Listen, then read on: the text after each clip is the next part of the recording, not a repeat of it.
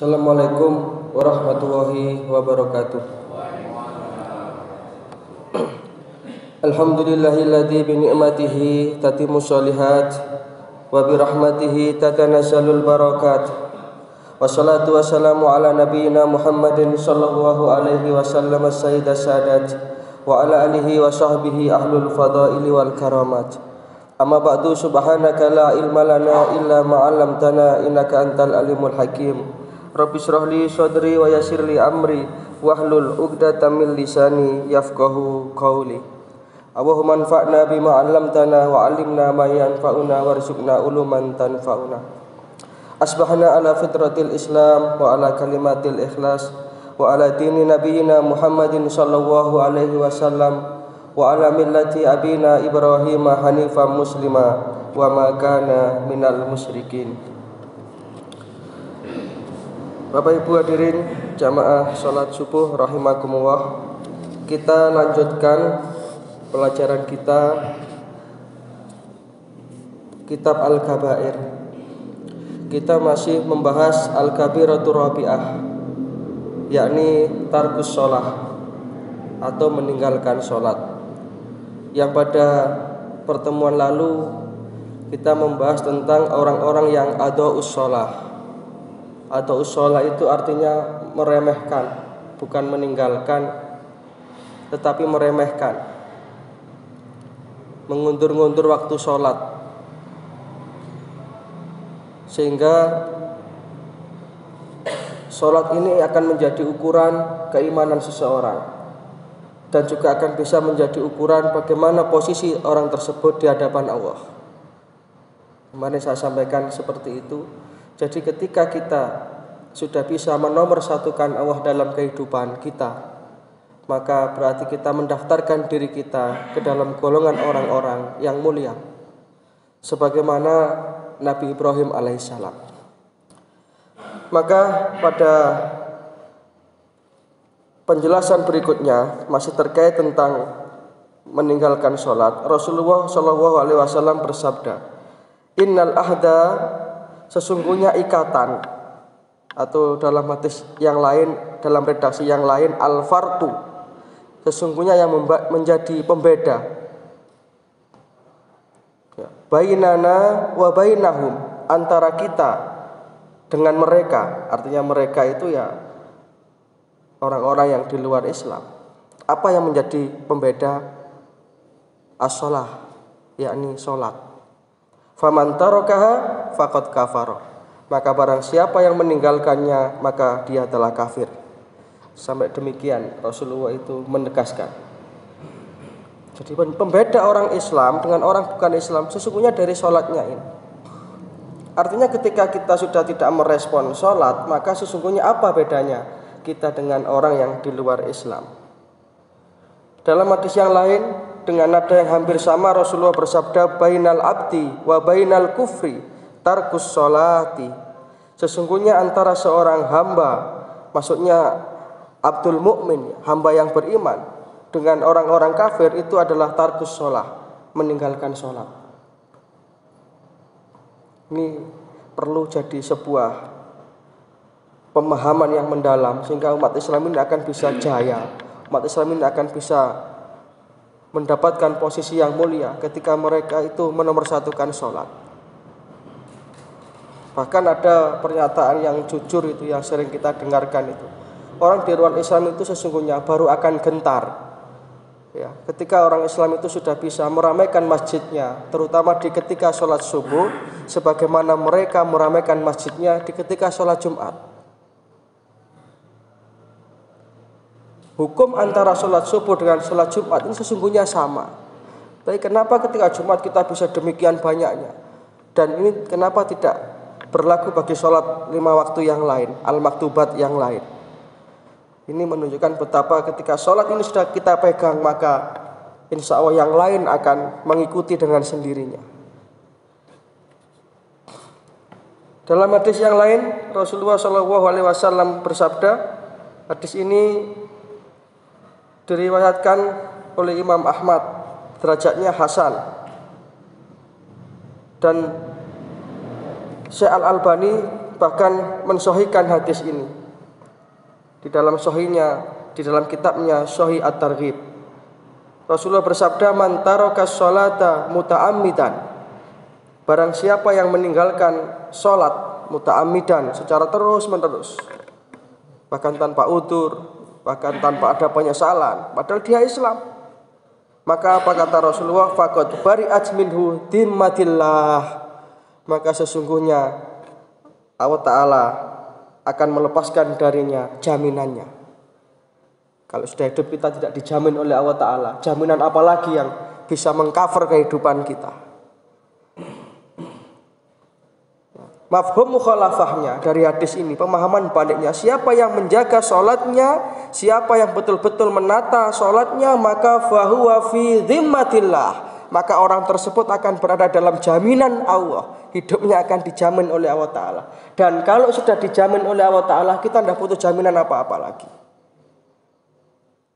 Maka sholat ini mari betul-betul kita perhatikan.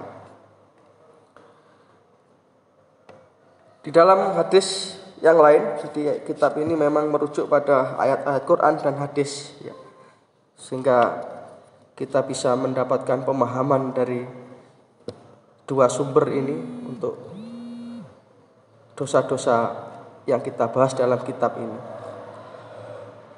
Rasulullah SAW dalam hadis yang diriwayatkan juga oleh Imam Ahmad dan Ibnu Hibban, hadis ini derajatnya sahih. Rasulullah bersabda, man hafadhu 'alaiha kanat lahu nuran wa burhanan wa najatan yaumal qiyamah. Barang siapa yang menjaganya, artinya menjaga sholat, maka ia akan memiliki nur, cahaya, wa burhanan, dan bukti, karena sholat ini adalah bukti keimanan seseorang. Burhan itu kwitansi, bukti yang menunjukkan keimanan orang tersebut. Wa najatan, dan dia akan mendapatkan keselamatan yaumal qiyamah, pada hari kiamat nanti. Wa man lam yuhafid, sebaliknya siapa yang tidak menjaganya, maka lam yakun lahu nuron, dia tidak akan mendapatkan cahaya. Karena Rasulullah bersabda, nanti di akhirat itu umatnya itu akan datang dengan wajah yang berseri-seri. Ya inna ummati ya'tuna yaumal qiyamah ghurran muhajjalin min asaril wudu. Sesungguhnya nanti umatku di hari akhirat akan datang menghadap Allah Ta'ala ghurran muhajjalin, dengan wajah yang bersinar-sinar, wajah yang berseri-seri, min asaril wudu, karena sebab wudu ay min asaris sholah, ya karena dia sholat, masa hanya wudu aja. Jadi nanti kita ini akan ada tandanya sendiri. Kalau kita menjaga sholat, maka kita akan otomatis termasuk ke dalam golongan umat Rasulullah SAW. Jadi sebaliknya tadi, orang yang meninggalkan sholat, orang yang tidak menjaga sholat, maka di akhirat dia tidak akan bercahaya dan dia tidak akan mendapatkan pembuktian. Apa buktinya kalau Islam? Apa buktinya kalau kamu iman kepada Allah? Catatan sholat tidak ada. Wala najatan, dan dia tidak akan selamat. Dan yang lebih mengerikan lagi dari hadis Rasulullah ini, wa kana yaumal qiyamati ma'a Qarun wa Fir'aun wa Haman wa Ubay ibn Khalaf, dan nanti dia di akhirat akan dimasukkan ke dalam rombongannya Fir'aun. Siapa Fir'aun? Tipe seorang raja sombong, pemimpin yang sombong, yang nasibnya tragis, akhirnya ditenggelamkan oleh Allah Ta'ala di Lautan Merah itu. Jadi mewakili pemimpin-pemimpin yang sombong, yang meninggalkan sholatnya, yang arogan dengan kepemimpinannya, yang dia dengan pangkat dan jabatannya membangga-banggakan dirinya, nanti di akhirat akan dipimpin oleh Fir'aun. Wa Qarun, siapa Qarun? Qarun orang kaya sombong, yang ketika ditanya orang, annalaka hadza ya Qarun, dari mana hartamu demikian banyak wahai Qarun? Hartaku adalah usahaku, karena aku seorang entrepreneur. Itu orang-orang kaya yang dengan bisnisnya ia meninggalkan sholatnya. Mungkin di dunianya orang melihat dia sukses, tapi di akhirat nanti orang kaya seperti ini ma'a Qarun, akan dipimpin oleh Qarun. Wa Haman. Siapa Haman? Haman ini adalah orang kepercayaannya Fir'aun. Jadi orang-orang yang di dunianya sering menjilat kepada atasannya dan lain sebagainya, dia akan bersama dengan Haman. Wa Ubay bin Khalaf. Siapa Ubay bin Khalaf? Tokoh Quraisy yang matinya langsung di tangan Rasulullah dengan tombaknya Rasulullah, karena dia adalah orang yang betul-betul sombong, kaya, sombong, dan sangat membenci dakwah Rasulullah SAW. Maka itulah potret nanti bagaimana tipikal manusia. Ternyata di akhirat sudah ditunggu. Kalau orang yang punya jabatan sombong sampai meninggalkan sholatnya, maaf Fir'aun, dia bersama Fir'aun. Yang di dalam Quran diterangkan, Fir'aun ini ternyata setelah tenggelam dia mengatakan beriman, tetapi sungguh itu sudah terlambat. Surat Yunus itu insya Allah. Sehingga Allah berjanji, fal yauma nunajjika bibadanika litakuna liman khalfaka ayah. Maka pada hari ini aku selamatkan badanmu Fir'aun supaya jadi contoh bagi orang yang sesudah kamu. Jadi sampai hari ini jasadnya Fir'aun, Ramses II itu masih ada. Ini nanti akan memimpin orang-orang yang sombong dengan kepangkatannya, sombong dengan jabatannya.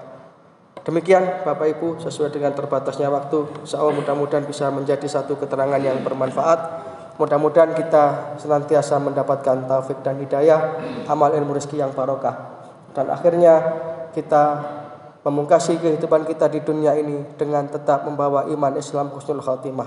Dan kita senantiasa dimudahkan, digerakkan hati kita oleh Allah Ta'ala untuk menepati sholat 5 waktu. Kita kerjakan bisa secara berjamaah dan di masjid.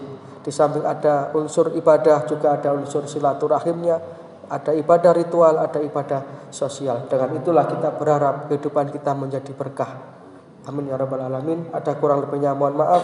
Hadana wa iyyakum ajmain. Nasrun minallah wa fathun qarib wa basyiril mu'minin.